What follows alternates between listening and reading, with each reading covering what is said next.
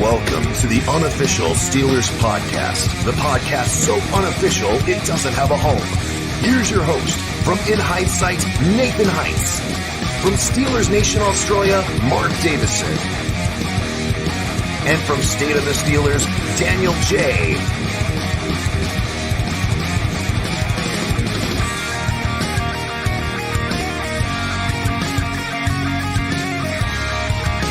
Here we go. We're back. It is episode 32, everybody. The Unofficial Steelers podcast is back. Daniel's back. Mark's back. All three of us are here. We know that there's been a couple times where Mark had to miss an episode, Daniel had to miss an episode, and it is all okay. So it's good for all of us to be back here and to see all you guys in the chat. Welcome. And kind of starting off here, it's a cold day out here as always. Daniel's back from Pittsburgh. He was there for the game on Sunday. And Daniel, how was your experience in the season finale of the Steelers game? It was cold. That it was. It was a great time, man. I had a good time. I went with my father. We went out there to, we were there for a couple of days. Not by choice. We stayed a little bit longer than we normally would have, but because the NFL decided to wait until the last week to let everybody know at what day and time the game was, I had to prepare for a possible Saturday game or a possible Sunday night game. And so I was there from Friday to Monday. I had a good time. We enjoyed it. We had some, we ate some of the Pittsburgh places to go and eat. We had Permani Brothers. We had Pepe's. I got the Fioris for the wife. It was good, man. And then for the game itself, it was an exciting game. It was the atmosphere was playoff like. The 65,000 fans were rowdy in Acrisure Stadium. There was hope throughout the entire game. And towards the end of the game, I guess as the Jets game was decided, the stands didn't want to let everybody down, so they wouldn't change.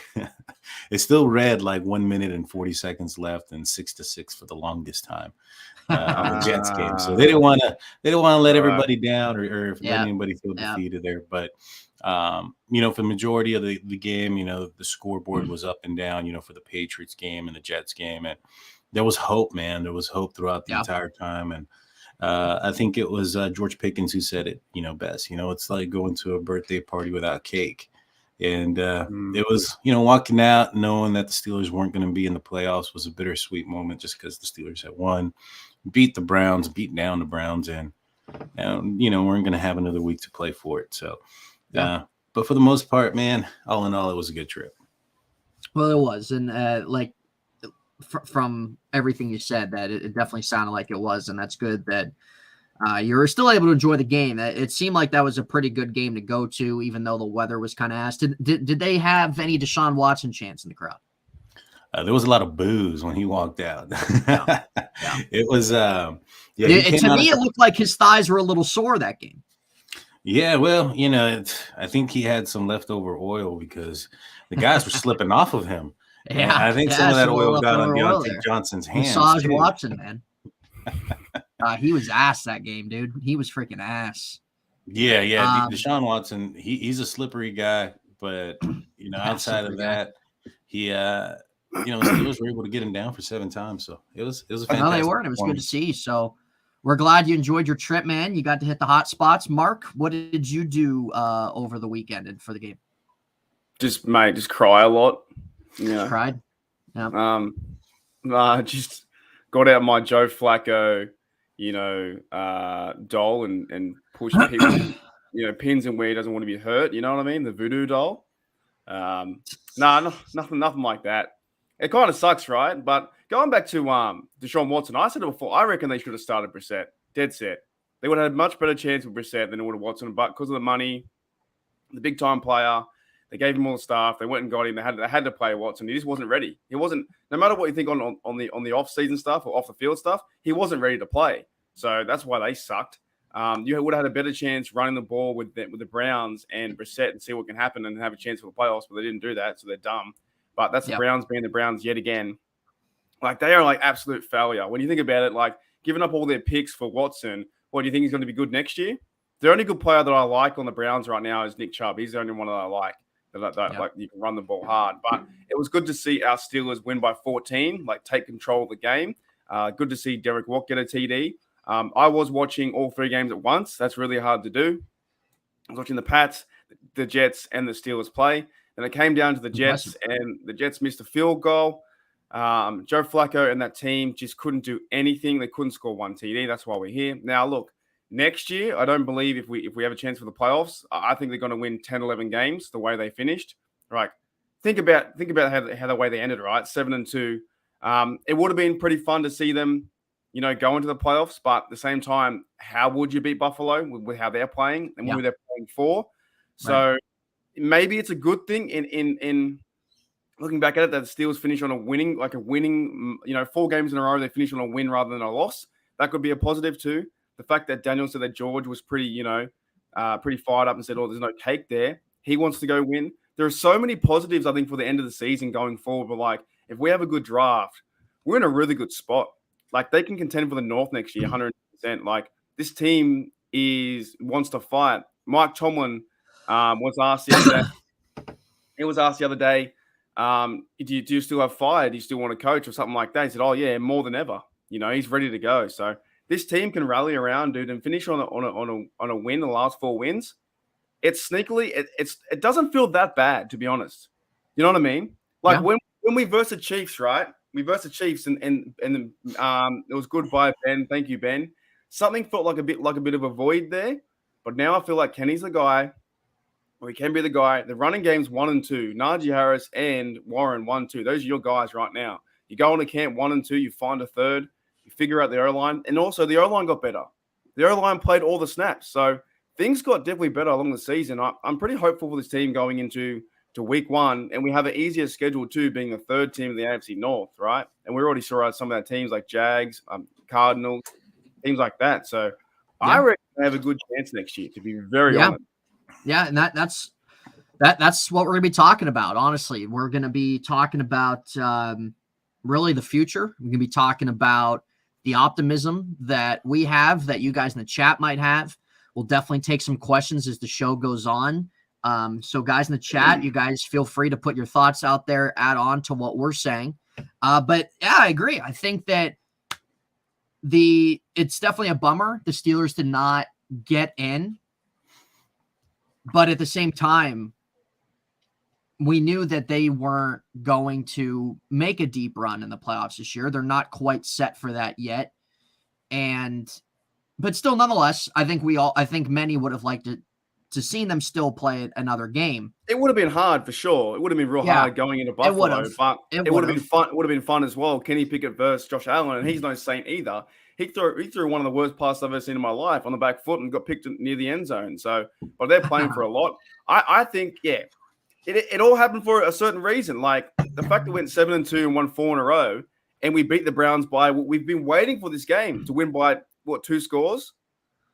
I reckon, Daniel, man, it would have been a fun game. I know it sucked with the playoff stuff, but you got 7 sacks on Watson, 2 picks as well. Mm-hmm. You saw Derek Watt have a TD. George, how was the George Pickens one? Kenny Pickett to George Pickens. How was that TD? Dude, that pass was awesome. Now, where my seats are, I was on the opposite end of the field, but I was able to see from behind. I'm in the end zone, so I'm able to see from behind the quarterback. Basically, man, George Pickens couldn't have been more wide open. It was you could see it from where I was. He was walk in the entire thing. I thought, like I mentioned before, it was a playoff atmosphere. Everybody was wilding out. They played Renegade at the end, right after the 2-minute, and man, the stadium just went nuts. Everybody was just having a great time. It really was. It was a really great moment. It wasn't until the end when everybody found out that the Jets were going to lose, and so it wasn't like that entire game we were down about it. Everybody had hope, and so and it was looking like it was going to go in the Steelers' direction.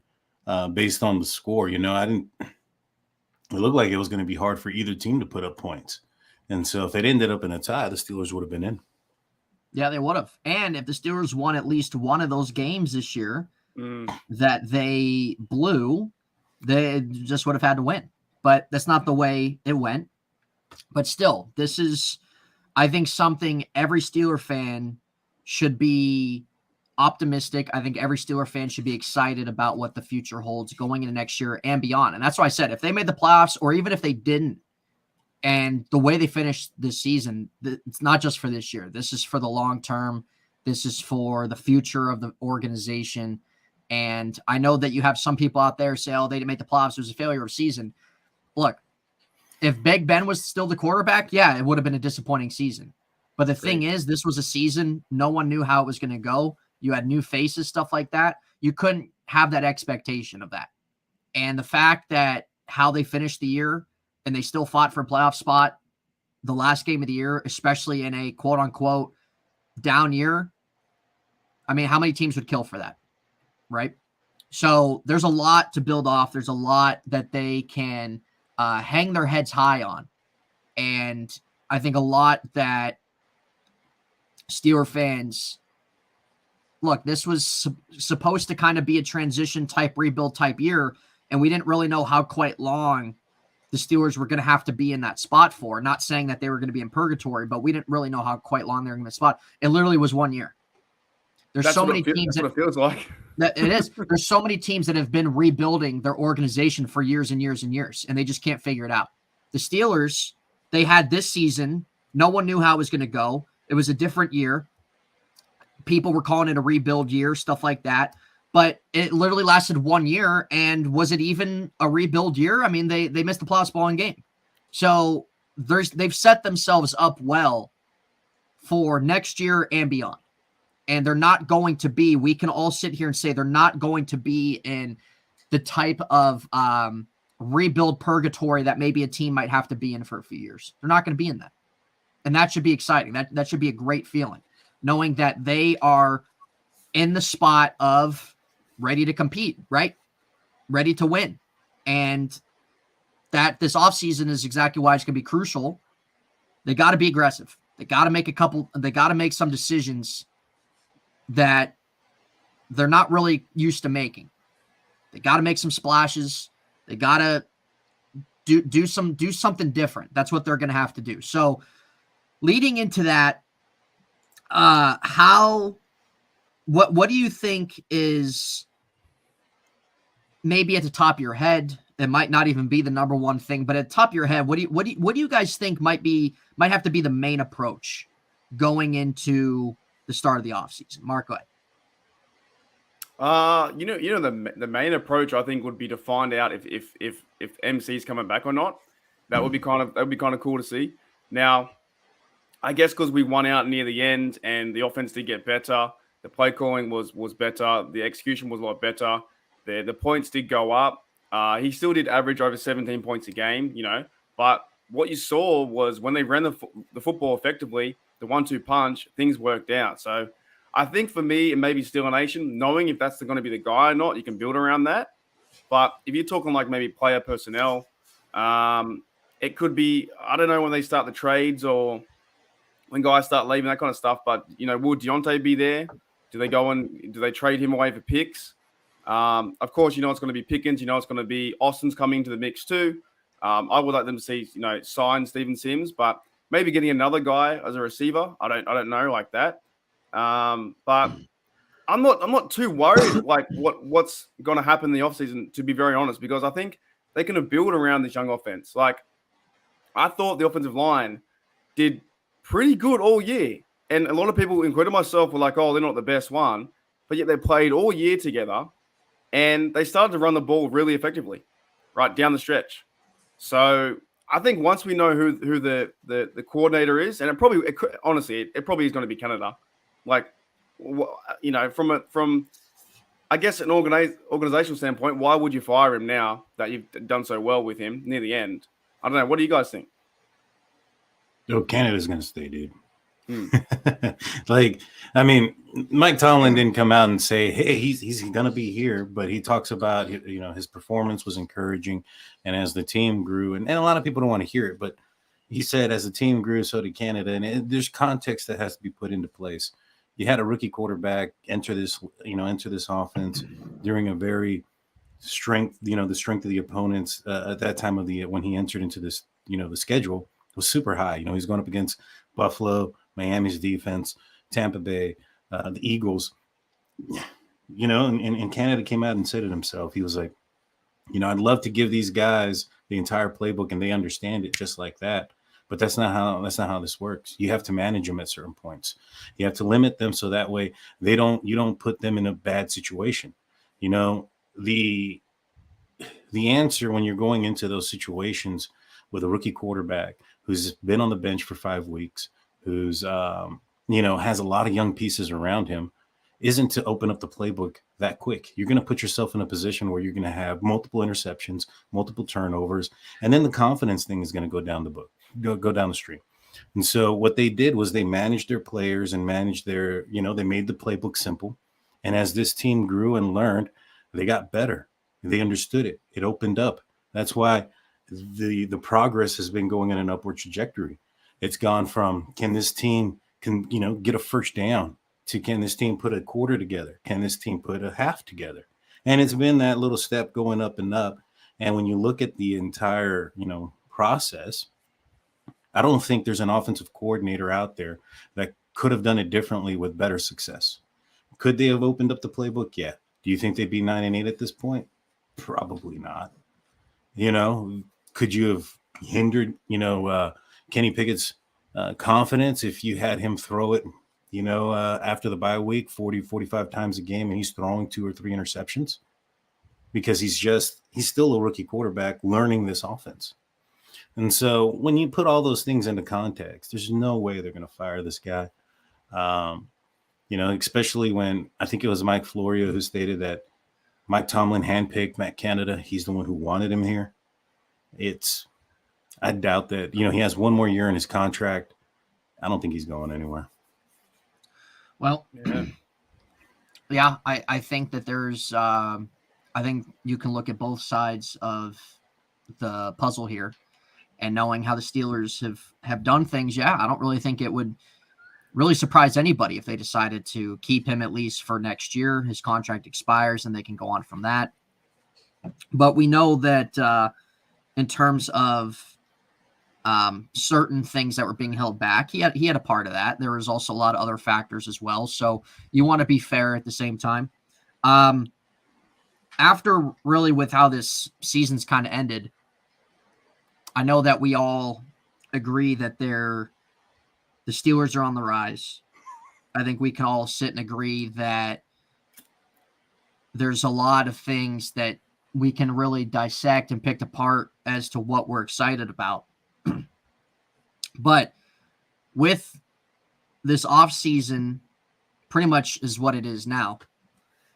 One coach that they might lose is Brian Flores. Yeah. Do you guys think that he's going to be on the outs? I think that I had my concerns about Terrell Austin. I think the second half of the season, having certain guys healthy, I mean, the defense played pretty solid football the second half of the year. And I think that I think it's okay if they keep him around in that role that he's in. So do you think that Brian Flores is gone? Do you think that he's going to move on? I know that Tomlin has said that he's had a big impact on their defensive game planning this year. I think it would kind of suck. It seems like for them to lose him. But do you guys think that he's an important part that they can't let go of? Go ahead. I would like to see Flores back. I don't blame him if he goes for right now he's an assistant. So if he were to become a defensive coordinator or something, I can't blame him. And I don't think that the Pittsburgh Steelers are going to go out there and prevent him or try to prevent him from doing so. It just kind of depends on, I think he's only had one at this point, one reach, and that was from the Cleveland Browns, who have also interviewed or asked to interview 2 others. So it's not set in stone that that's where he's going to go. Right. I would think that, a division rival, him going there would be troublesome, just him knowing the ins and outs of our defense and our player and our personnel and what we want to do as a defense. That's going to be an advantage for the Browns if they end up picking him up. And so, I wouldn't be surprised if the Browns end up extending that offer to him. I would like to see him, but I don't see the Steelers cutting ties with Terrell Austin just to make, Brian Flores happy. Terrell Austin had a lot to do with this defense also coming around and doing well. Who had what or who had how much say. There's rumors right now that are been circulating that towards the end of the year that, Brian Flores had his hand in a lot of what the defense was doing. How true that is, I'm not sure. But I reckon it's probably true. I mean, the guys, you're going to utilize somebody with great talent like that. You're not just going to have him sitting up there not doing anything. And so, Right. You look at what he's been able to do with Mark Robinson and his progression as a 7th round middle linebacker who was a running back. I feel that he's going to bring the best out of your players. And, I think this offseason, the Pittsburgh Steelers are going to target middle linebacker either in free agency or in draft. I'm no secret. I've been hoping that they bring the other Edmonds on over, Tremaine. And I think that if we can get somebody or a stud there, it'd be a great advantage for the Pittsburgh Steelers to keep him. Is he going to be here I don't know. Did he get a lot of calls or a lot of looks? I know he was going through the lawsuit and whatnot this past offseason. He may feel a little bit more if he wasn't getting any calls, wasn't getting any looks. He might feel that the Giants, I think, were interested last year. Right. Well, the Browns too. The Giants were interested in him as the head coach, and they didn't hire him. And that was the whole thing that started everything. What I meant was after the lawsuit, are the Pittsburgh Steelers the only team that were there to offer him a job? From what I know. If that ends up being the case, he may, have a certain loyalty to the Pittsburgh Steelers for at least one more year. That would work out great, not just in the fact that, we'd have him for another year, but if he stays one more year and then goes and becomes like a head coach or something, then the Steelers would get like a 3rd round pick in compensation. So I hope he's back. I definitely do so. I'm just not sure if that's going to end up being the case, though. Mark, what about you? You think Brian Flores is too valuable to lose? I think he's been a bit hard done by with getting that the lawsuit is going through with the Dolphins, because you look at the Dolphins, right? He was I think 31 and 31 or something like that no, not 31, but he was average. I think it was 2 or 3 years there. He's half and half. And Mike McDaniel has pretty much the same record now, being 8 and 9. Like, he fell apart. So I don't know what they're going to do with Flores, but could you promote him in case of Austin's spot? But then you're kind of doing Austin done by as well. I think the Browns reached out to a phone call to Flores this week and said, if you want to be our defensive coordinator. Now, of course, if the money's there, he's not going to say, well, Pittsburgh's my team. I want to go say Pittsburgh is going to chase the money. That's what you do as a coach. You go for the money. It doesn't matter what team it is. You go and do that job. But he also might sit back for another year and say, you know what? I'm going through the legal process with this NFL stuff, how they treated me, yada, yada, yada. I'm going to stay in Pittsburgh and then build it from there. I could see him coaching again for sure as a defensive coordinator or a head coach, because I think he was hard done by. Dolphins said, see you later. They brought a new guy in, and there's nothing really wrong with him. I think he's a leader. The players like him. Like you said, he's developed the middle linebackers. The only guy I don't think he could have saved is Devin Bush, but I think Devin Bush is gone.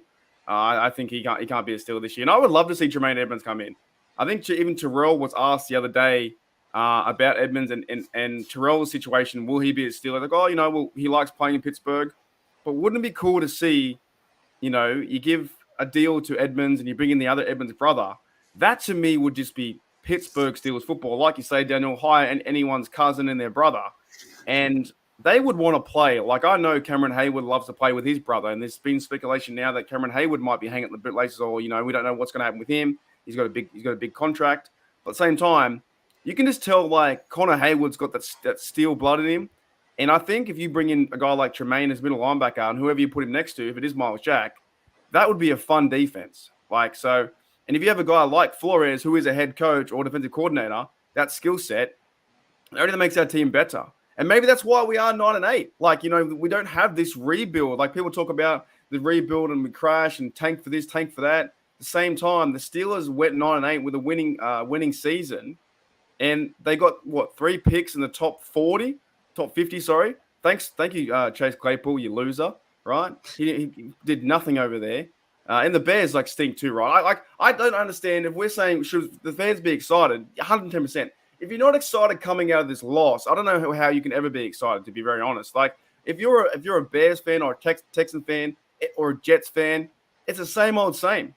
We legit just had a scary moment where we almost lost our season, and now we're so optimistic and so happy to be a Steeler fan. We got Kenny Pickett, who's looking to be the guy. He's got better every single week.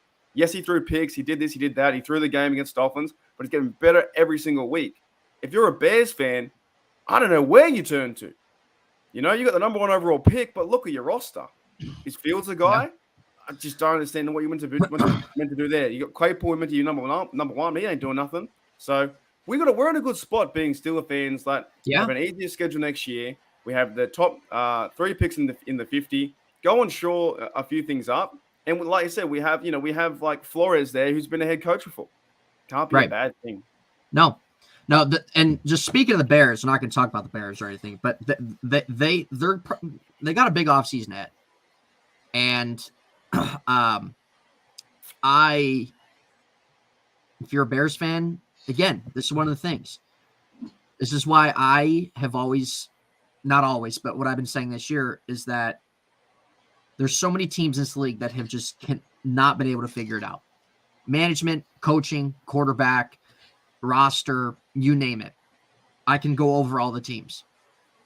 With the Steelers, is that they're just complete opposite. There's a reason why they're one of the highly regarded organizations in this league, because they get it. They have a knack for talent. Coaching over the years has always been more of a home run than not. And that's why for us Steeler fans, we should all be grateful that we are, because we don't have to go through that disaster that you see all these other teams have to freaking deal with. So that's why this offseason, I think, is going to be maybe their biggest offseason that they've had. I really do. You got a new GM, you got a new assistant GM, and they recognize that they know where they're at. They know the way they finished the team. Okay, so they're going to sit there and say, what can we do to get over the hump now? And there's some key positions that they're going to have to address. We know this. But starting on offense, with the offensive line, we know the offensive line's gotten better. We know the offensive line, really the first half of the year, the offensive line was the best thing of the offense. Then as the second half of the year started, things in the offense started getting better. But what changes on the O-line? Because the O-line still isn't where it needs to be, but they've been better, right? They've been better run blocking. I like some of the guys they have in terms of leadership, in terms of when you look at the year that they've had, it's encouraging. But there's still at least 1 or 2 spots in that O-line that I could see them looking at to upgrade. And I'm looking at left tackle and left guard. I like Mason Cole. Mason Cole, we know, was brought in more so as a Band-Aid. He bounced around a league a little bit. He's only 26, but I like his leadership. I like his attitude. He had a pretty good season for them, and they signed him to a 3-year deal this year. So he's going to stay. There's no question about that. James Daniels was probably their biggest offensive line signing this year, and terrible in the preseason. And it was honestly something that we were all sitting there saying, okay, is this like a red flag? Blah, blah, blah. Is this something to be concerned about? He didn't give up a sack all year. Okorafor, we know he's probably average at best. But again, they signed him to a contract as well. I think it's okay to stick with him. That left side, Dotson is a little scary to me. Dan Moore, I've heard people say they think he's playing out of position, blah, blah, blah. Who knows? But is he somebody that you want to keep moving forward as your left tackle? I don't know. Do you guys think that they need to maybe sign somebody for agency, spend one of those 3 picks, their first or one of the 2 second rounders, on an offensive lineman to come in here and maybe solidify that a little bit more? Whoever wants to go first, go ahead. Well, I think if you get a left tackle in free agency, then you just spent all your money that you that you've stockpiled up for all these positions. And so, my opinion, I think they might attack one of those positions. I don't think they attack both. The Pittsburgh Steelers like an interior lineman that can pull. They like a guy that can get out in space and who can get in front of the running back and run down with the running back that's athletic and aggressive. That's why they like Kendrick Green. They wanted him to be a replacement of Marquise Pouncey because Marquise Pouncey was an athletic, center who was able to pull and able to run down the field and get in front of people on screens and things of that nature. Now, Kendrick Green was too small and he couldn't fit the bill. That doesn't mean that that's not the style of offensive lineman that they want. When you look at Mason Cole, he's not that guy. He's not a guy that's going to be in front of people like that. He's not that athletic or whatnot. He's not a Marquise Pouncey. James Daniels, he's also not that guy that's going to be moving around and running. So you look at Dodson. I think that's the position that you target. That's the position that you can probably target with number 32 in the draft and still get a very solid interior lineman. I think left tackle at 17 is going to be a little too high to get a good one or one that you want. And spending it in the draft and the free agency, in my opinion, is going to be it's going to burn everything that you have. Those guys get paid quite a bit. So, So you think they stick with Dan Moore again? I think they do. If not,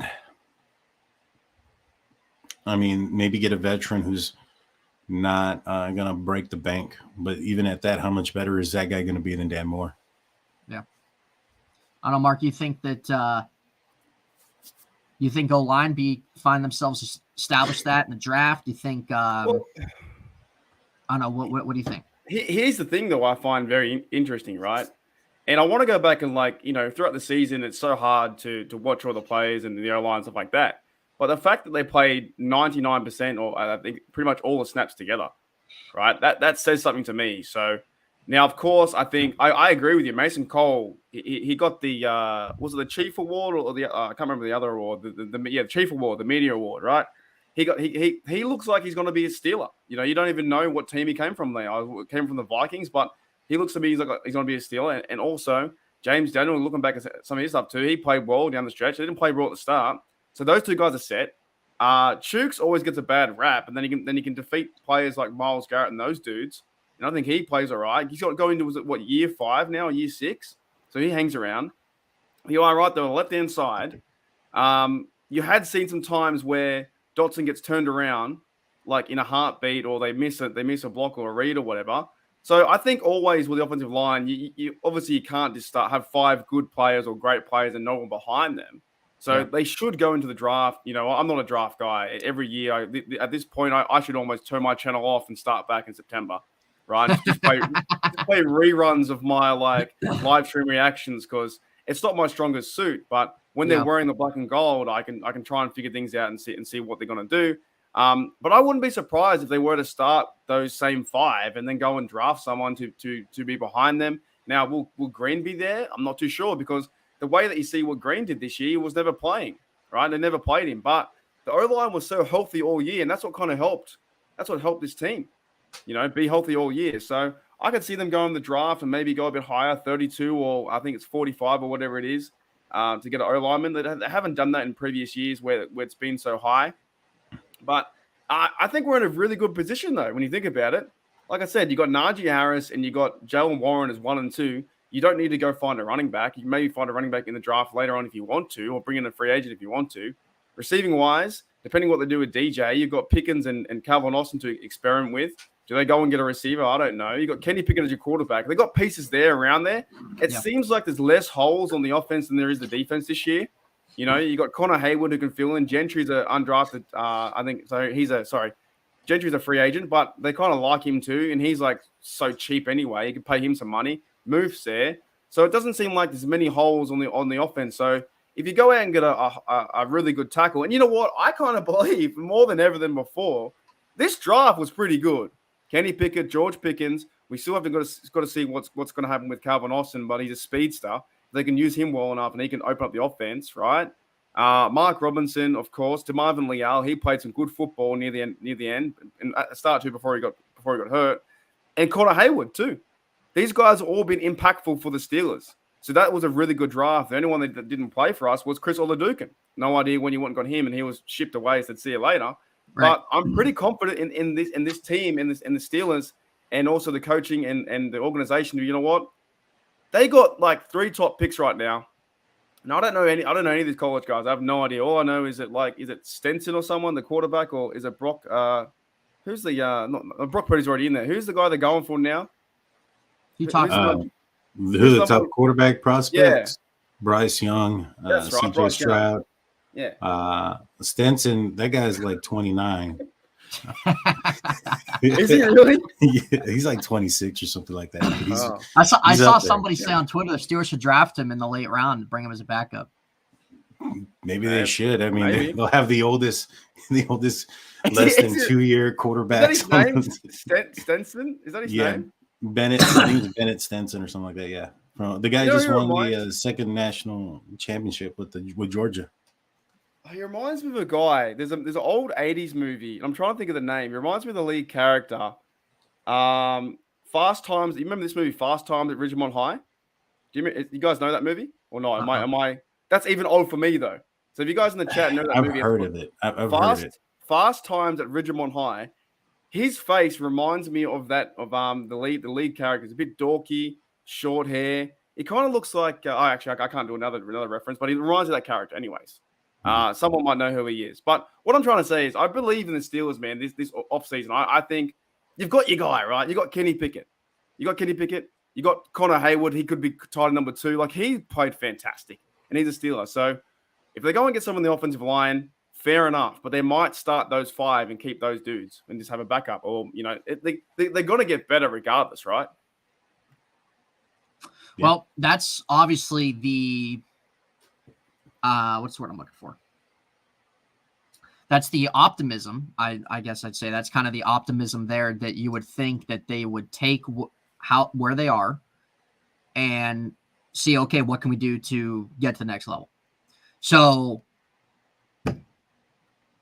I agree. I think that they're going to bring somebody in for the O-line. I think whether if it's one of those first 3 picks or if it's somebody in free agency to bring in on the interior. But some of the guys that are Steeler free agents this year, we look at Terrell Edmunds, Cam Sutton, Larry Ogunjobi, DeMonte Casey, Devin Bush, Spillane, Wormley, whoever else you want to throw into there. Who are some free agents that you will sit there and say the Steelers got to keep this guy? Steelers got to bring this guy, that guy back. Who are maybe some guys that you think that they could replace, or you wouldn't care if they brought them back or not? So for me, I'm going with Cam Sutton and Terrell Edmunds. I think those are 2 guys you have to bring back. Larry Ogunjobi is probably another one there. The rest, I wouldn't lose sleep over.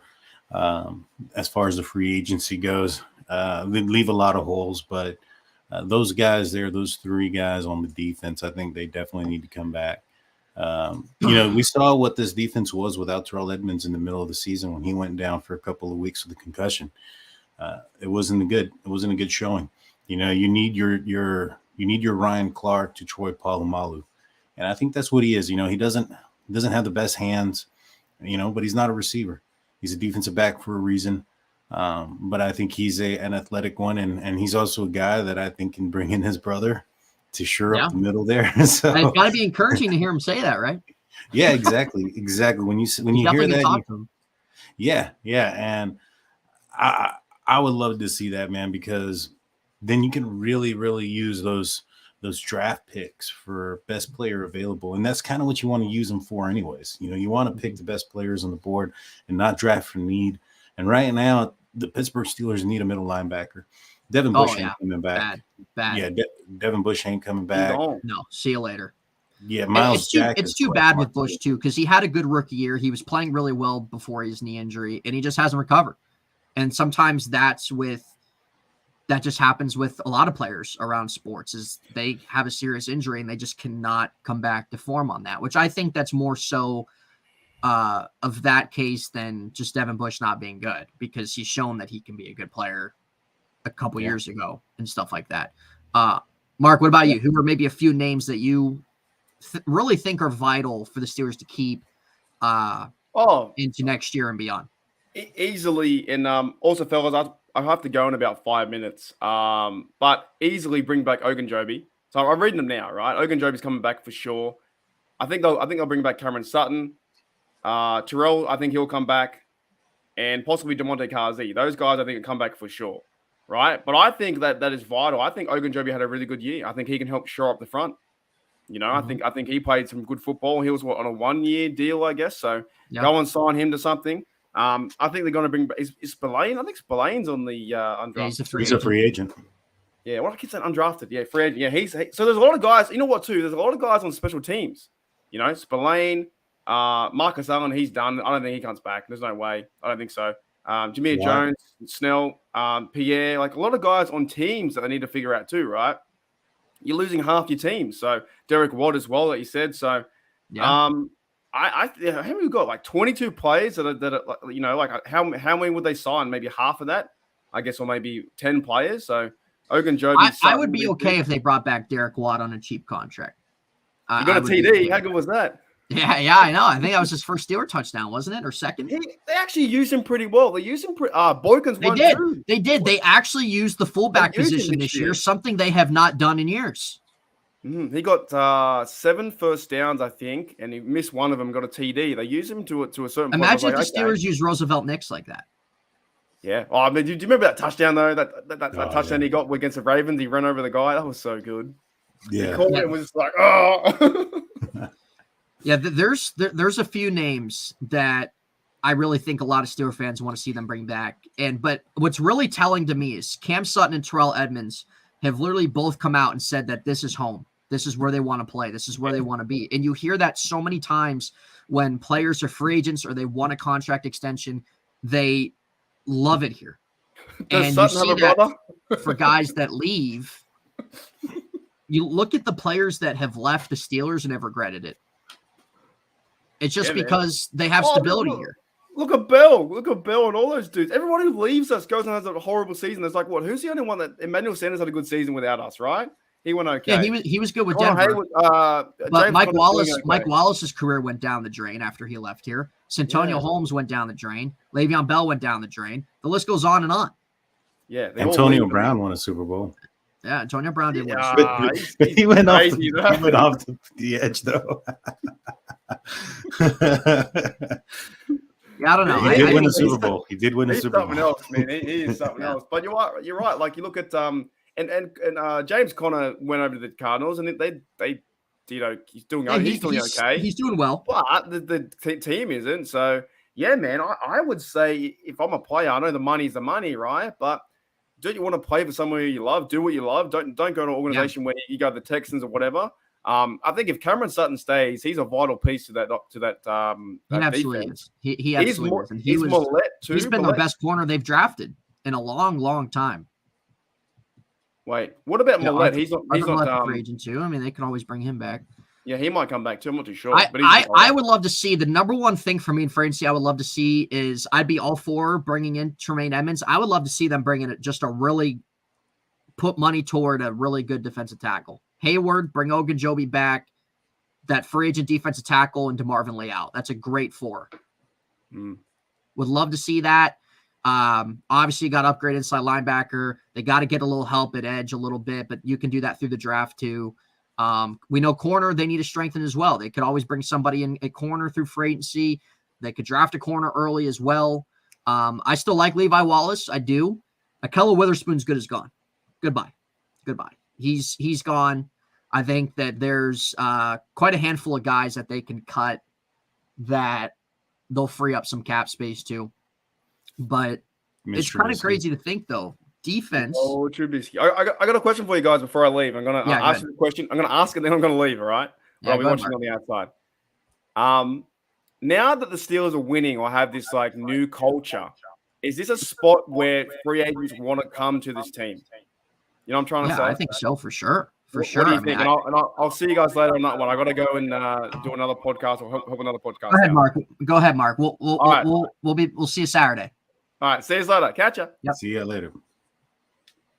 What was his question again? So, do you think that with really where the Steelers are at right now, you think it's a destination for people to want to come here and play? I mean, of course, when you have somebody like Mike Tomlin running the show here, and you have everybody that talks about the class that this organization is, I think this is an organization that teams do want to come, or players do want to come and play for.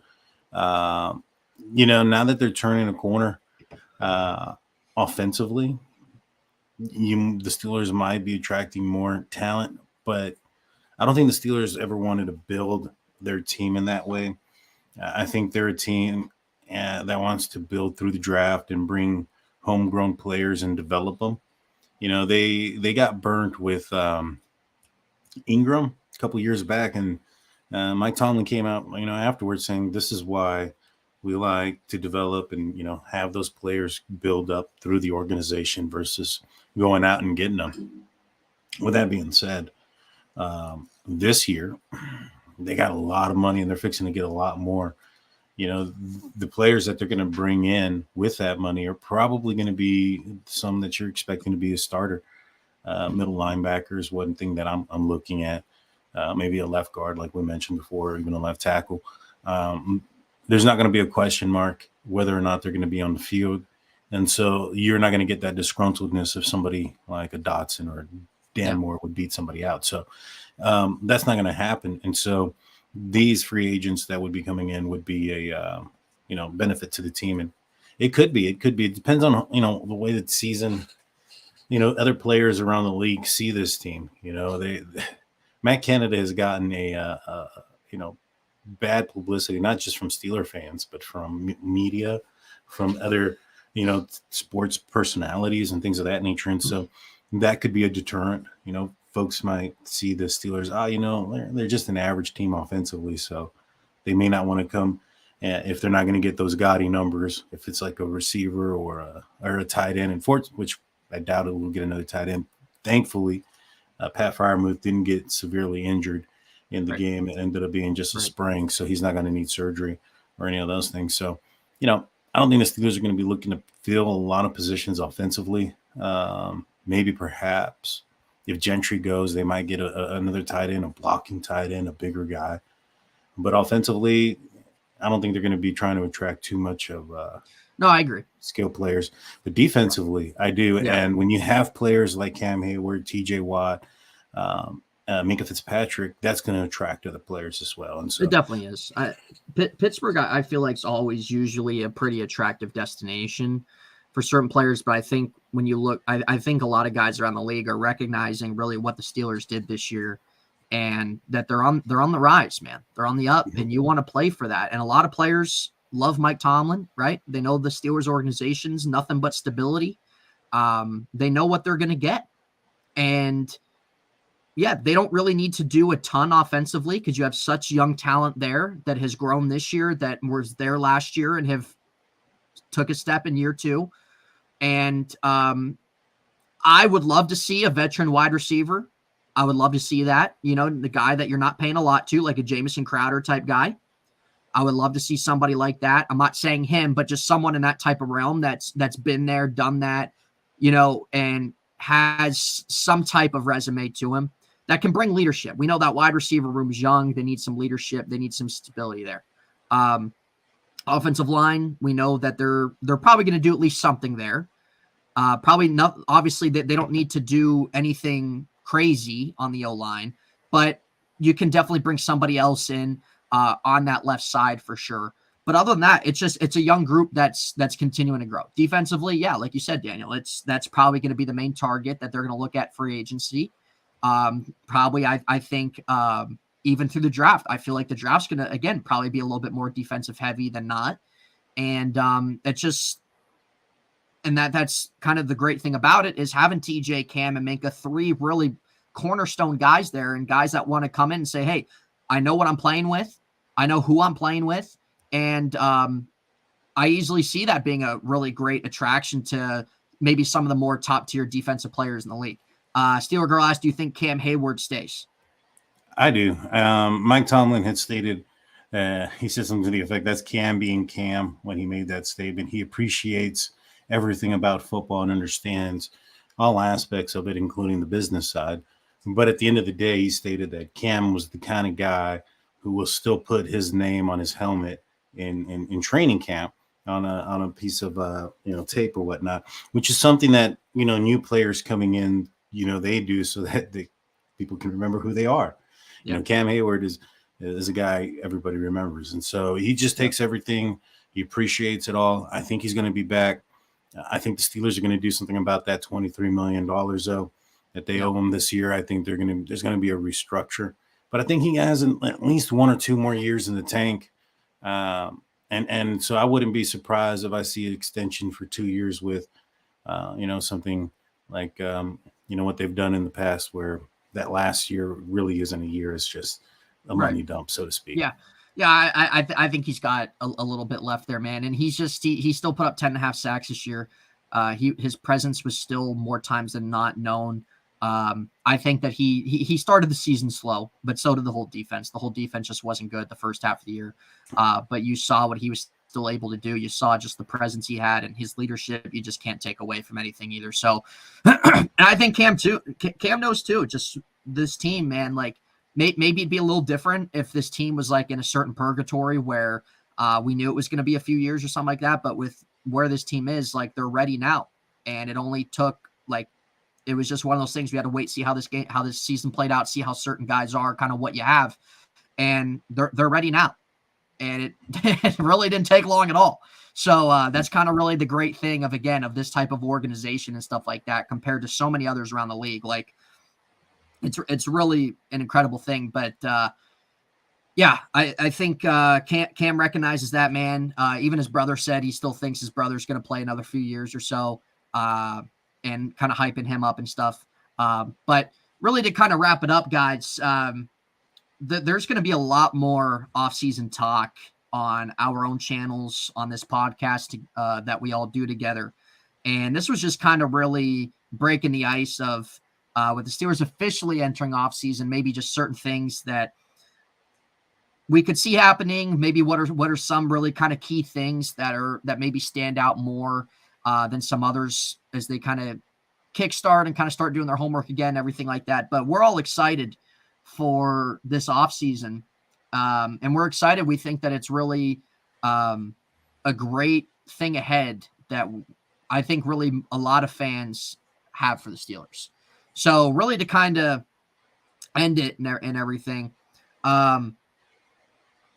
Daniel, really just your kind of final thoughts on this season. Really maybe some certain takeaways on this year. And obviously we'll have more discussion about off-season moves and once rumors get going and really once they kind of get in the thick of things in an off-season mode. But what are maybe some key takeaways this year for you and just really kind of your final thoughts on how the season finished? This has been a season of where, and even myself needed to sit back and do so, is just trust the process. This was a young team. This was a rebuilding year. Nobody wanted to say it. Yeah, Deontay Johnson said it earlier in the season, actually. He's like, hey, we're in a rebuilding year. But they didn't shake. They knew what the objective was. And even though they were rebuilding and in most places could have been graded on a curve, the Pittsburgh Steelers weren't, not by the staff, not by the fans, not by the media. And so the expectation and the standard was what it was. And although the Steelers fell short of what their ultimate goal was, as far as playoff berth, possible championship, they're moving in the right direction. They've reassured the fan base, in my opinion, that they've made the right decisions, especially in this most recent draft. And that, we have something to look forward to. Now, this is going to be Omar Khan and Andy Weidl's first year as GM and assistant. And, they're going to be picking their draft class and their free agents. And I expect to see some differences. I mean, we saw some different moves last offseason once Omar Khan became the general manager. He picked up he signed contracts and extended contracts a lot earlier than what Kevin Colbert did. So I'm excited to see what he's going to do in this draft and see what direction that the Steelers are going to go into. I'm excited to see what they're going to do in this free agency. This is a first time in a while the Pittsburgh Steelers have a significant amount of money going into this season where they can actually put together a team that can be a contender. And, that rebuild wasn't very long. It wasn't a long it was less than a season. It was less than a season when you think about it. It really was. And, sometimes, it's not how you start, it's how you finished. Unfortunately, the Steelers just, started finishing a little bit too late at the end, or getting there a little bit too late. Yep. But they almost did it, guys. And it gives us hope. It gives us the idea or the thoughts that next season, you look at the other teams in the North. The Browns don't look very good, even with Deshaun Watson and what they're going to be. I'm not afraid of them at all. Yeah, they're the joke still of the AFC North. Yeah, and then you have the Ravens, who just paid Roquan Smith a tremendous amount of money.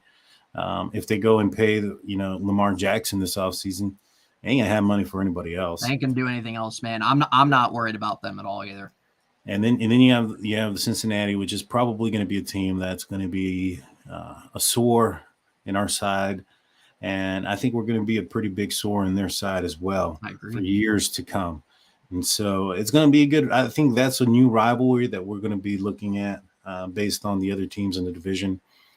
And you're looking at next year's schedule and the strength of the schedule and the opponents based on the what we had this year. Steelers have a great opportunity to really do something special next year.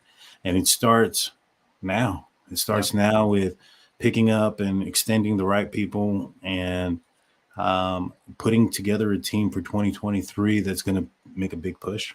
Yeah, no, absolutely, Daniel. I think you hit a home run on all of that. And I think most Steeler fans are in that same type of category. We know the little group of Steeler fans are the ones that just complain and cry about everything. It doesn't matter what it is. You'll never please them. But the true Steeler fans, and like I said, I think really the majority are really in that same boat. And you're even seeing it in the media, right? You're seeing people talk about really just what Tomlin did this year, how they finished the year off, things that Kenny showed, and really what they can do in the offseason to really add to what they have and go from here, kind of where they ended the year, right? They were here, they ended the year here, and now they can come up here. So that's really, I think, the end goal for the Steelers this year. And they recognize that. They recognize what they got. They recognize how they finished. And they're like, hey, we know there's some things we got to do, but we're not far, man. We're on the rise. We're here to stay. We're going to be right back here next year, even better. So there's a lot of things to be optimistic about, but guys, we're going to end it there. Appreciate all you guys in the chat who took the time to sit and listen to the show. As always, all you guys who come in the chat every week, for those who are new, welcome as well. Guys, give a follow to Daniel's channel, State of the Steelers. He posts content almost every day. Give a follow as well to Mark. He posts a lot of content himself. Steelers Nation Australia. Guys, follow mine as well. As you are here, I'm sure you guys already are, but if you haven't hit that sub, I'm still trying to grow mine. And that's just what we're all doing here, guys. We love talking about Steelers, talking about sports, interacting with you guys, and really just growing together. So the next podcast will be on Mark's channel, Steelers Nation Australia, on Saturday. So make sure you guys tune to that if you're able. But thank you all for your support. Always be in the chat, guys. It's always fun talking Steelers. And there's going to be a lot more content to come out this offseason. There's going to be a lot of things to talk about, everybody. So we will see you then. Have a good night. And at the end of the day, go Steelers. I'm excited, guys. I am excited. We all are. So have a good night, everybody. Thank you.